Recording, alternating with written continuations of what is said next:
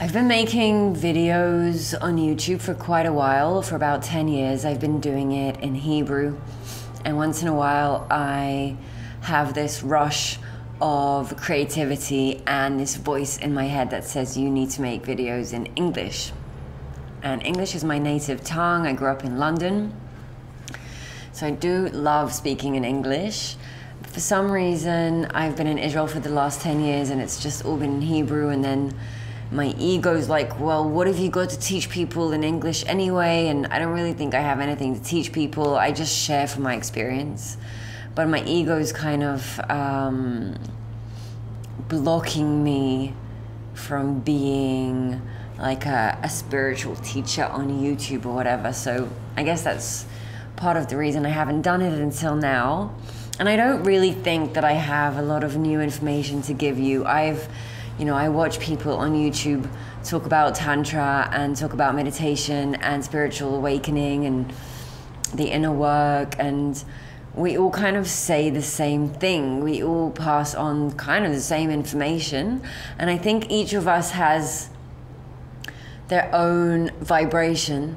So the words and the content might be the same, but the vibration that we pass it on with, it changes from person to person. So I don't know, this is me and my vibration. My name is Natalie. I live in Tel Aviv.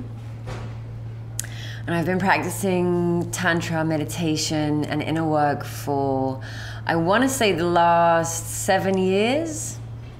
I turned 37 this year, and 30 was kind of my changing point. In Israel, there's this like big rush and social conformity to get married by 30. And then any person who isn't, especially women, any person who isn't married by 30 is automatically a failure. And I kind of had to accept that failure because there was no man who would marry me. So I failed, you know? I got married once when I was 20. It was out of convenience. I also loved the guy, but then we got divorced a few years later when he broke my heart. So at 30, I did not find a man who would take me and make me a worthy woman in Israeli social norm. I don't know. I never got along with the norms anyway. So what happened was, like, to make it short, is that when I reached 30, I was a bitch, like a humongous bitch. And what do I mean? I'm not trying to diss myself or talk badly about myself, but I was a bitch. I was very bitter and angry, and I had a very strong opinion about things, and I loved to argue and prove people wrong. I would talk not very nicely to most people I met in my life. I didn't trust anyone. Everyone was an asshole. Men were dicks and chauvinists, and we need to kill them, and women were bitches anyway. And I was in a very hateful vibration and mood most of the time.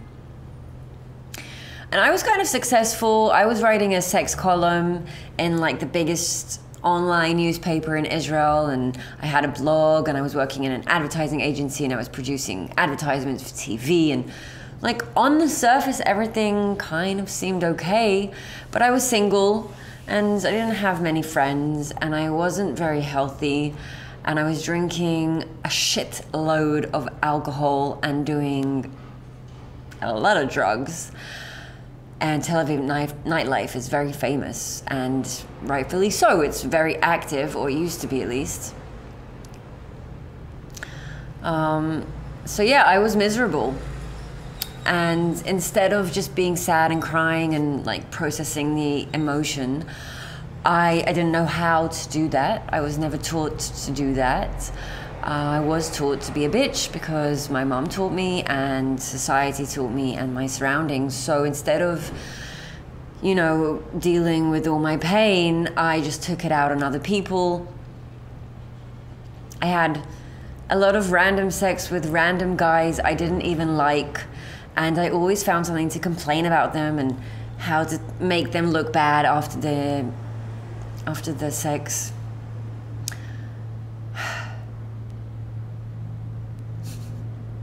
I think a lot of women and people can relate. I look back at the way I was, and it makes me feel sad today because I can see all the pain that girl is going through. I couldn't see it back then. It's my dog. Boy, come. Say hi to everyone. See? This is Golda. She has wings. She walks around Tel Aviv with wings, and she's so cute, and she makes people happy. Wat zeg je, wacht, mama?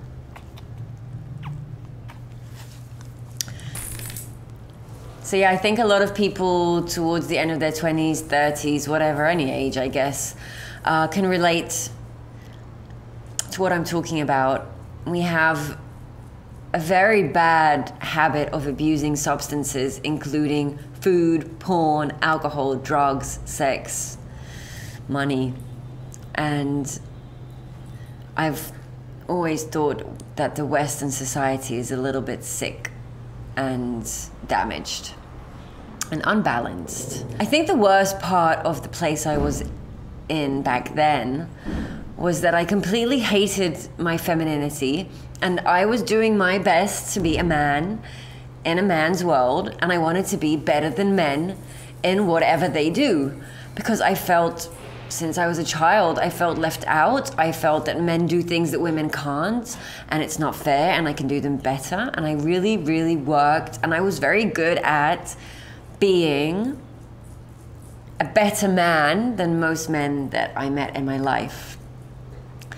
And the last 7 years has been a very, very powerful and strong healing journey for me, through meditation, through alchemy, through tantra, through spiritual work, through meditation, through yoga. And the biggest achievement that I can share is that I've become a woman again.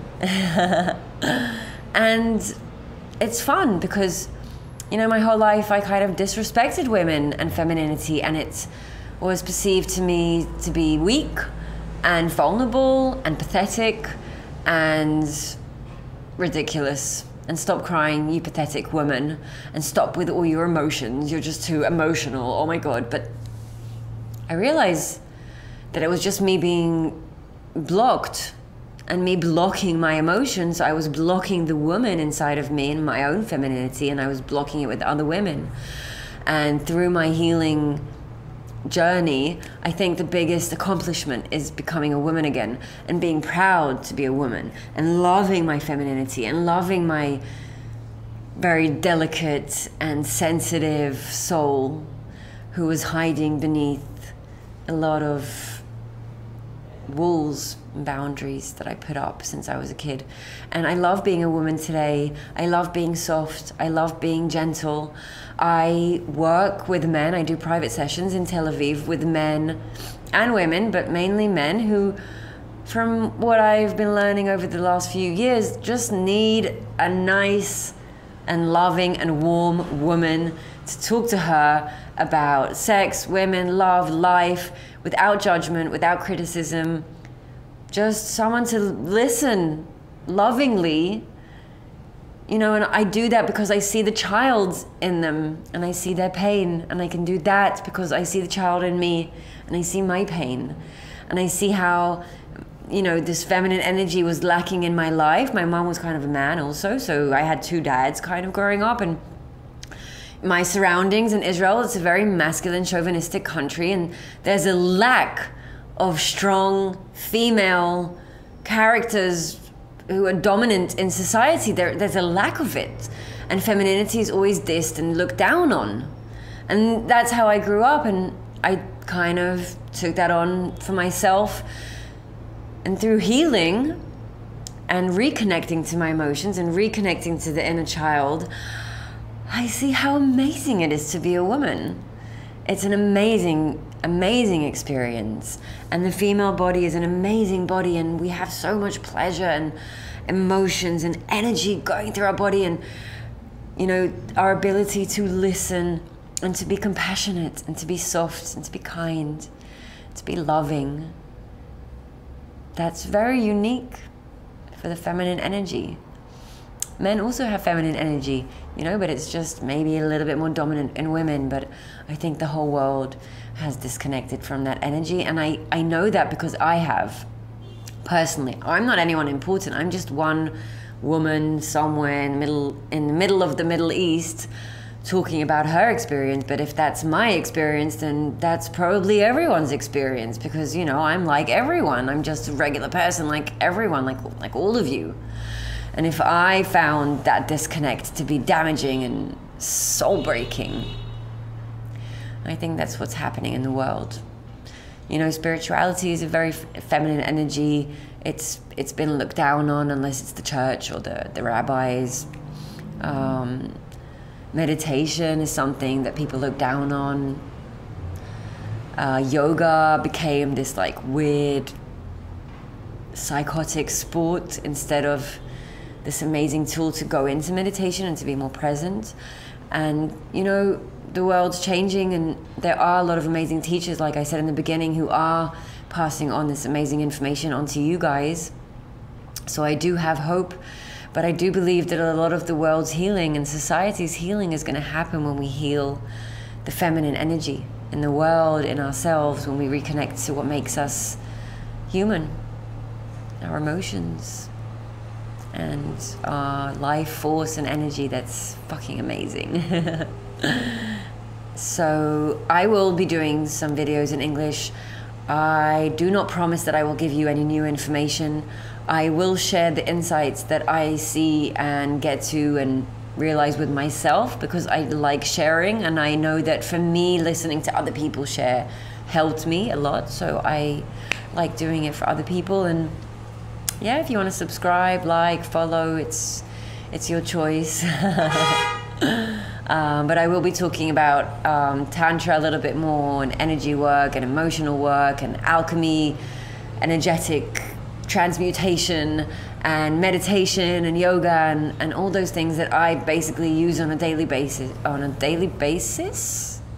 Sorry about my English. I've been talking Hebrew all the time for the last 10 years, so it's a bit rusty. But yeah, I'll be talking about all those topics and subjects, and if you like and you're interested, then tune in, and I'll see you soon. Bye for now.